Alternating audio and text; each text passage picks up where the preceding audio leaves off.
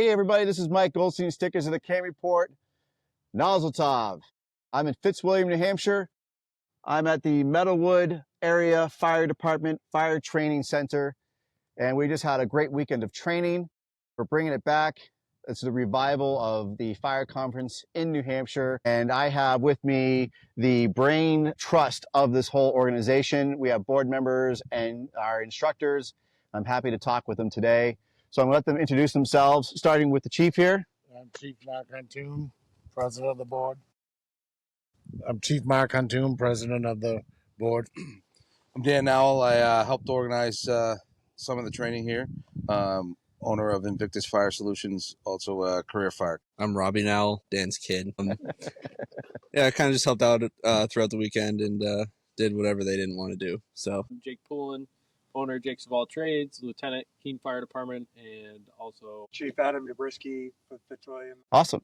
So how did you guys come up with this? Like, I know it's got a lot of history, a lot of tradition of this area. I know from my father-in-law that, man, there was training going on here since the 50s, right? I saw the plaque on there. It's 1957. You guys, where'd you come with this? I would probably start with Adam, because that was kind of their... So myself, my deputy chief Charlie Kennison, and Mark Huntoon had the idea. It's been quite a process for 5 years. We had to deal with DES and EPA because back in the day when they used foam spray. Been quite a project. We brought Dan and Jake on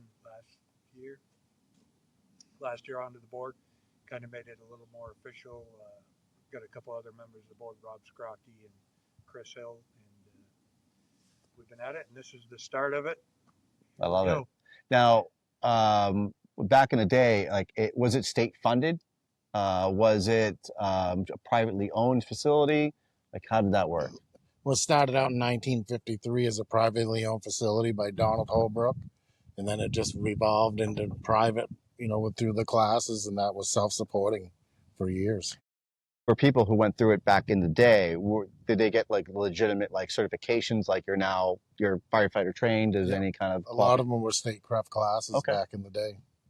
So there were state instructors that were assisting. Yeah, they had state instructors come in. They had the fire building, the Class A building. They had an oil pit, and they had a tower for doing high angle rescue and all that. That's great. And this lake was still here. That was all still going on. Yeah. And what a beautiful setting for that. And so you didn't want the property to be turned over to big retail stores. You wanted to keep that in town and build something back to give back to future generations. You reached out to Dan and Jake. Why did you reach out to them? I think it was Dan first. Reach out. Went to high school. That's awesome. Yeah. I'll just kind of elaborate on that. Is that I got involved with it because I believe in it. I was a student here. I instructed here a long time ago, probably when I was like Robbie's age. I was doing the same bitch work that he was doing all weekends. Adam reached out, and the chief reached out, and I said, hey, why don't we come up with a plan? And we were thinking like, oh, we can start doing some classes here and there. And I had a conversation with Jake because we usually collaborate together on a lot of things. And we came up with a brilliant idea like 4 months ago to let's have a fire conference. And we don't know what we're doing. When we worked on putting it together, and we realized, we'll come out, we'll teach a couple classes that we're familiar with, and we'll do this and that. And immediately when we started putting it out there was tremendous support from local fire departments. There's tremendous support from local businesses. Tremendous support from fire equipment companies and dealers. As you saw today, we had representation from 3 different extrication tool companies and all that sort of stuff. So it was immediately started progressing into something that was bigger than we had anticipated.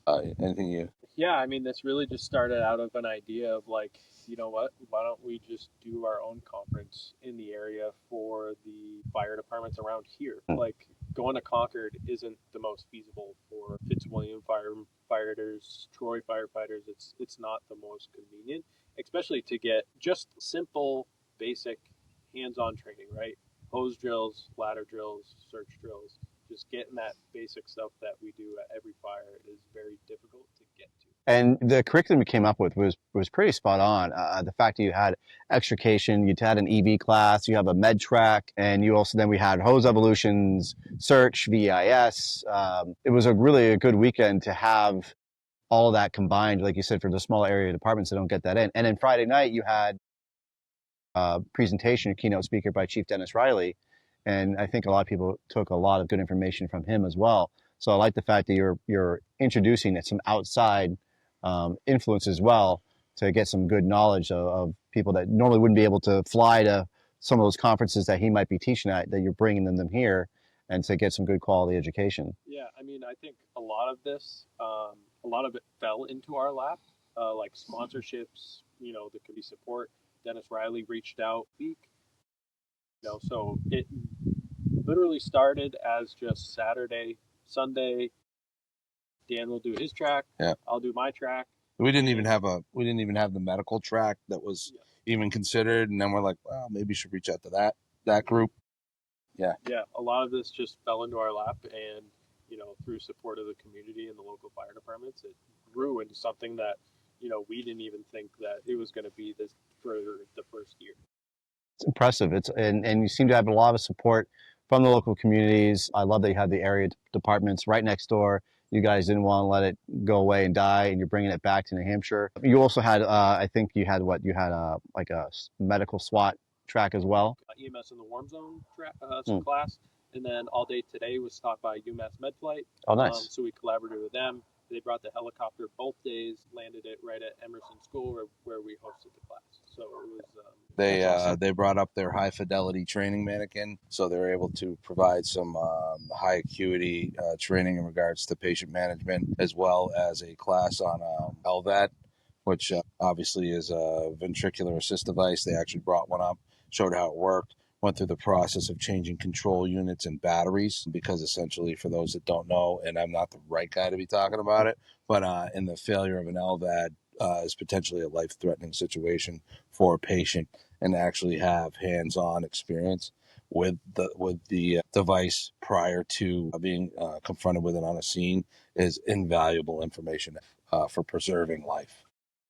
That's great. That was huge. That was a huge opportunity for the members that attended that. That's awesome. And then you have your son Robbie, who's participating as an instructor as well.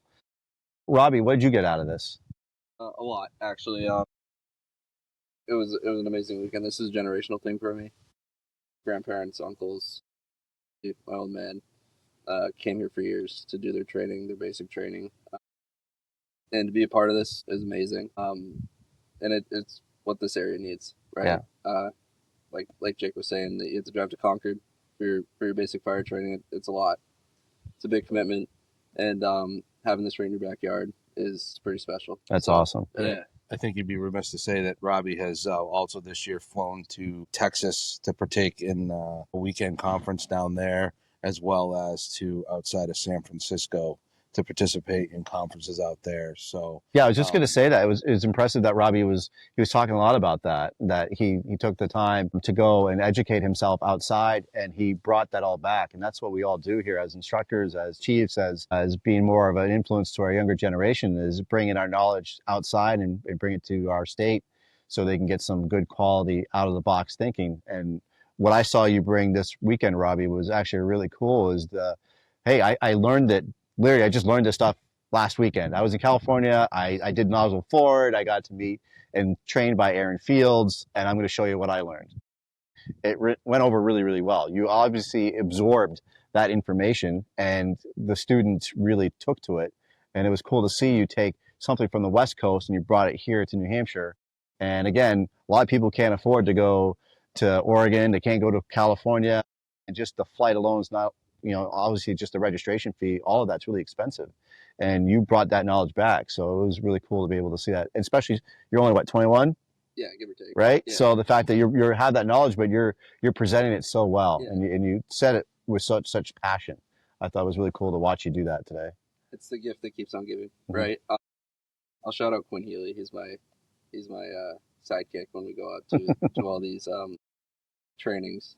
But yeah, it's the best part of going and traveling for all these trainings is you get to see how other parts of the country do it. Yeah. You get to talk to dudes that are on the job, and it's cool, right? Love it. And I wouldn't say it's different. Everybody's got the right mindset at those trainings, but hearing their stories and how they operate, it's cool. And trying to implement maybe some things from out there over here, and vice versa. Yeah. They're going to try stuff that, you know, we bring up, that we do up in the Northeast. Great. But it's cool. And you got a great influence. You have your father, you're a generational firefighter. So it's cool to see that continuously keep going to other people, to see your passion and bring that to others. Obviously, your dad did something right with infecting you with that passion for the fire service. Now, is it going to come back next year? You guys already going to start pre-planning and getting this going? Yeah, weekend classes or weeknight classes. Oh, that's great. You know, this was the ultimate. That is I'm fantastic. hoping it's for years to come, not just another year. It's years and years to come. And how does the funding come in for this? At this point now, it's all private donations. Okay. And you know, like this class, we made a little bit, and the class would be put back in. If anyone is interested in donating to keep this going, how do they get a hold of you, and what do they need to do? At this point right now, the best way to probably reach out to me at the Fitzwilliam Fire Department. Okay. Will be the best way, but we're going to soon. Right now, probably the best way to get a hold of me or any Jake or Dan or Mark. You know, Sure. at any of them. What is it that you think you need for anybody who's watching this for the future planning to keep this going? What is some things that you could suggest or request for the public? That is it just donations, or is there anything else that would help make this more effective for training? I'd say at this time donations. I mean, we've got a, you know, this is the assembly hall behind us here is classroom priority this year. Get fresh paint on this, get the interior painted. It needs some work downstairs on the classrooms downstairs. And then these guys, I mean, training props, you know, are a big thing, you know, start training props. But, you know, I think one of our priorities are the structure we've got here already. The structures, we got several nice ones, you know, get them up and function. I think this weekend was a good test. They're all working pretty good. You know, we've got we're all been kicking around ideas all weekend. That's great. Somebody had a bunch of containers they wanted to donate, so we can build some buildings for some Class A burns and stuff. That would be awesome. Excellent. Love it.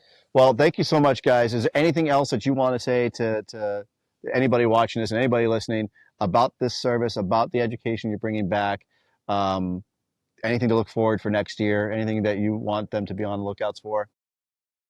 I think that I would just say that the Monadnock Fire Conference is here to stay. It's certainly something that Jake and I are going to commit to because we want to get back to this facility. We want to provide fire training for the Monadnock region and beyond. Expect for next year to be expanded classes, a little bit more amenities, hopefully to have some more vendors and sponsorship opportunities to come down the road. But we're not going anywhere. And like Chief Dabrisky said, is in the fall, we're looking to hold another training weekend, hopefully by then with some live fire opportunities. So that is our goal. That is our ambition, but we're not going in. All right. Thank you so much, guys. I really appreciate you guys talking with me. It was a great weekend. I think everybody had a fantastic time. Great instructors, great students. So you heard it. If you are looking to donate or looking to help out to keep this program alive, you can reach out to the Fitzwilliam Fire Chief. Eventually, you're going to have a website and a Facebook or social media page, so you can reach out to them and see how you can help out in any way.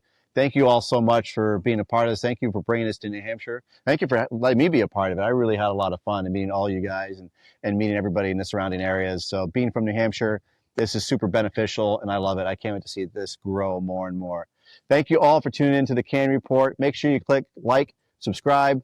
I love you all. Mazel tov.